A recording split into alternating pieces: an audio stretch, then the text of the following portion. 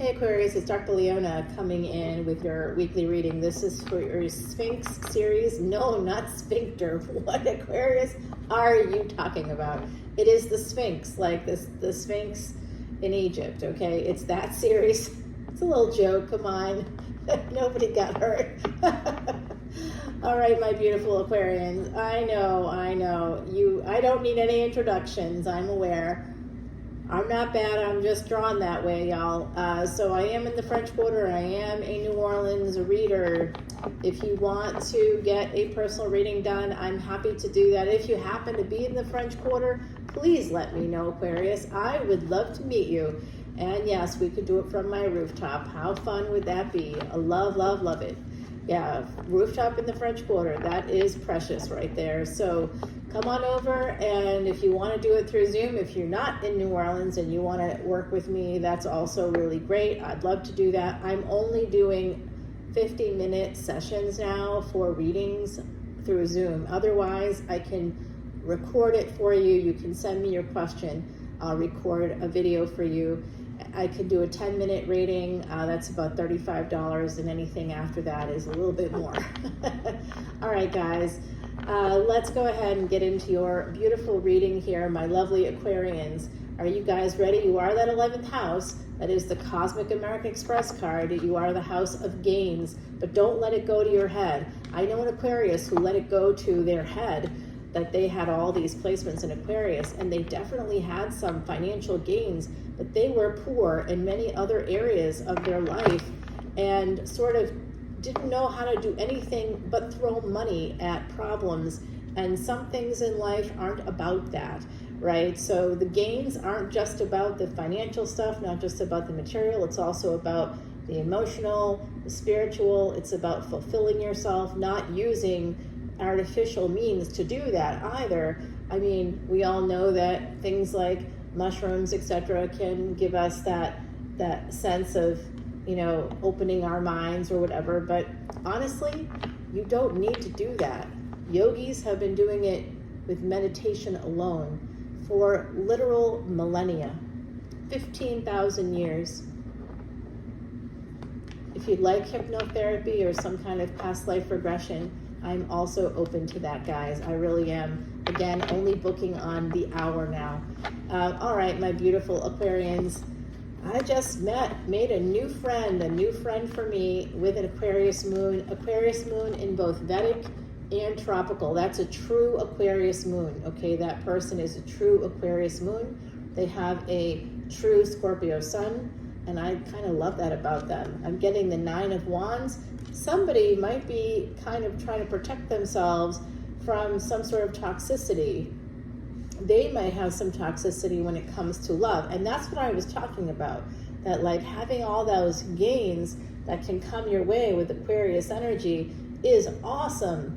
And if you're like, well, I'm an Aquarius and I don't have any gains, you could be a Vedic Capricorn. Your karma may in fact be to work a little bit harder than you think, than you may want to. Guys, I had the same thing happen, Aquarius. I had something in tropical in Aquarius. In Vedic, it's in Capricorn, and I was like, what? What? However, I did learn that the new placement, not new, but that the actual degrees of where these planets were put the planets that were conjunct in an exalted position in Capricorn. I didn't realize that. So actually it worked out, and it might do the same for you guys. So don't be too depressed if you're not really an Aquarius in Vedic astrology, okay? There's a 24-degree difference, and that's okay. All right, we got that King of Cups here, but guess what else we have? We got my Virgo person there, my Virgo Ascendant. Yes, that's my person right there. And they're kind of holding back. No, my person doesn't hold back. They do not hold back. They are that kind of an individual. We have so many of the same placements in the same houses. We have very similar energies. We're very Mars or action oriented. So oriented towards the body, oriented towards taking action, making movement. And if you are a Sagittarius ascendant, of course, you're going to have Aries in that 5th house. Mars is about to move into Aries.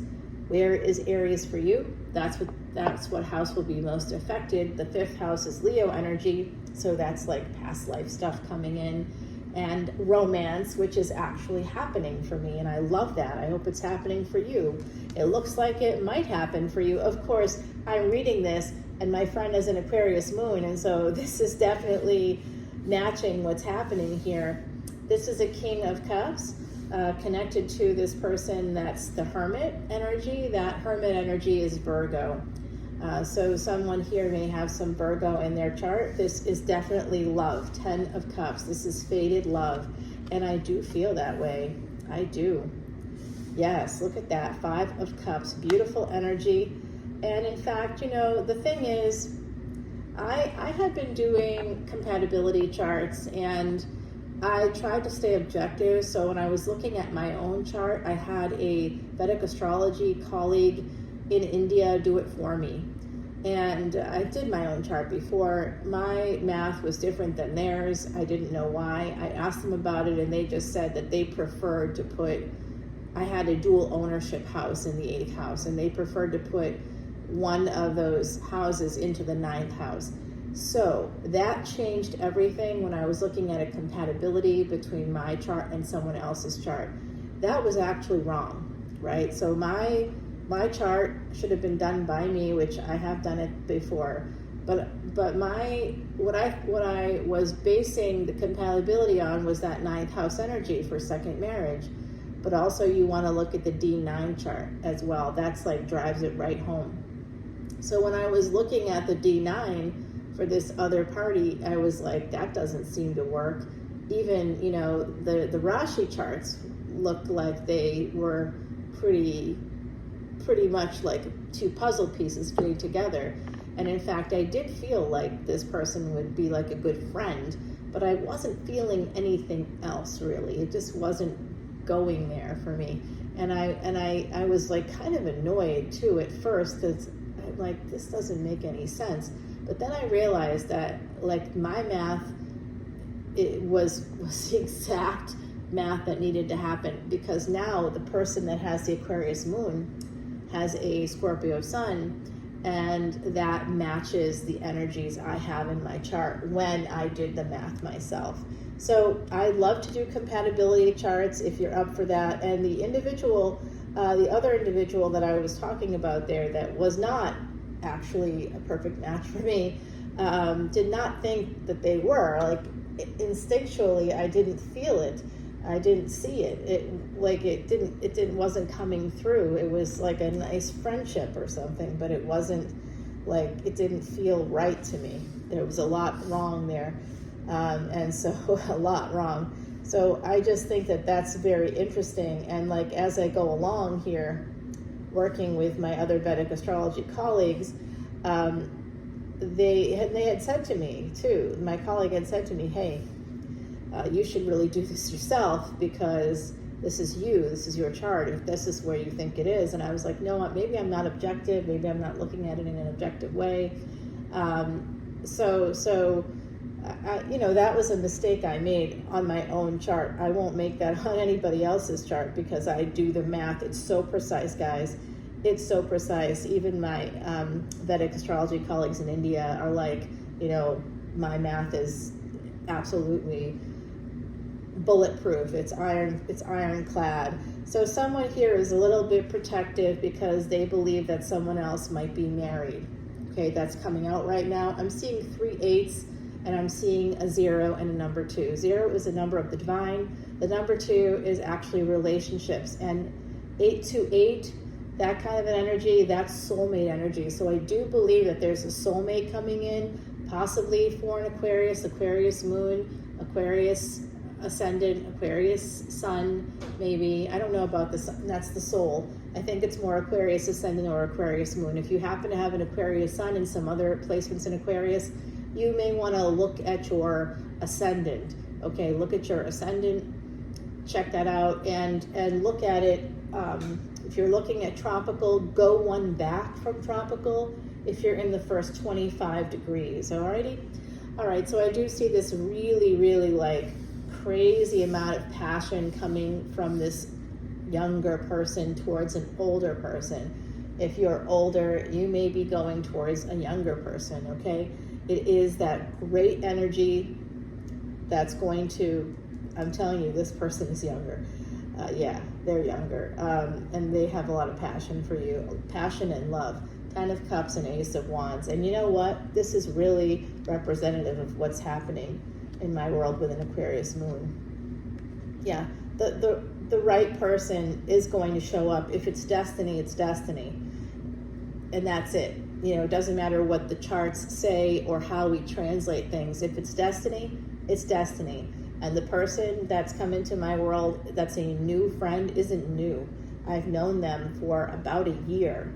And from the beginning, they were talking to me and, you know, liked me a lot. And I just, because they were a little like, you know, 12 years younger, I was like, oh gosh, no, that's not going to work out.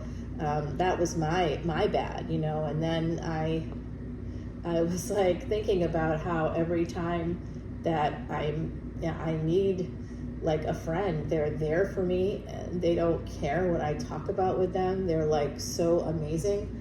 And I'm thinking, wow, why have I not given this person a chance? You know, they keep asking for one and I'm not giving it to them. Well, I'm telling you, this is not just passion with Knight of Wands. We have the Knight of Cups here, so it's passion and love. We have that here with the 10 of Cups and the Ace of Wands. So this person is feeling those feelings very deeply and they want to move towards this house or this big relationship here, guys. I love this energy. For those of you that may be interested in having a soulmate come in, I will tell you this, younger versus older. If you're a little older, it is really nice to move towards younger people because people in your own age group are tired. And frankly, you may be younger psychologically and, you know, than other people in your age group. And sometimes, you know, it's just the wrong fit. Like, here's an example. If you have to worry about the person that you're sleeping with having a heart attack, right? That might be, might not be the right fit for you. But if you're looking for someone who's going to be able to keep up with your energy level, who's going to be able to keep up with your libido, who's going to be there and be ready for it and want it and make you feel wanted and make you feel as beautiful as you are, that, I think there's age is just a number when it comes to that stuff, you know. And again, I think it gets a little bit tricky when you're dealing with folks in a certain category that, you know, and I have health history too, so I'm not saying that that's bad. It's human. We all have it. But my energy level is high. I'm quite flexible. You know, I can do all the things. I'm not worried about stuff like that. You know, I'm super healthy, ready to rock and roll. But at the same time, right, sometimes certain things may be prohibitive in that area, in that arena. And if that is important to you, if physical stuff is important to you, if intimacy can happen outside of the physical, but if you are a physical, sexual being, my beautiful Aquarians, please find a person that matches your level. If you have alpha energy, and I don't like that word, but if you have that energy of like, you know, being able to go for it, you know what I mean? Feeling like you're not going to hold back, being able to give yourself permission to do what you need to do to satisfy your own needs, and you have a person that's like that, that is the hottest sex on the planet. You can't have somebody that's like, on sex when you're not on sex. Only two people who are the same should be together in that regard. Okay, money and all those other things do not matter at all. This is love, guys. I'm seeing some pain here. Somebody is healing this pain. It could be pain from a Leo energy coming in. There could be some some pain that needs to be healed here, but this is love.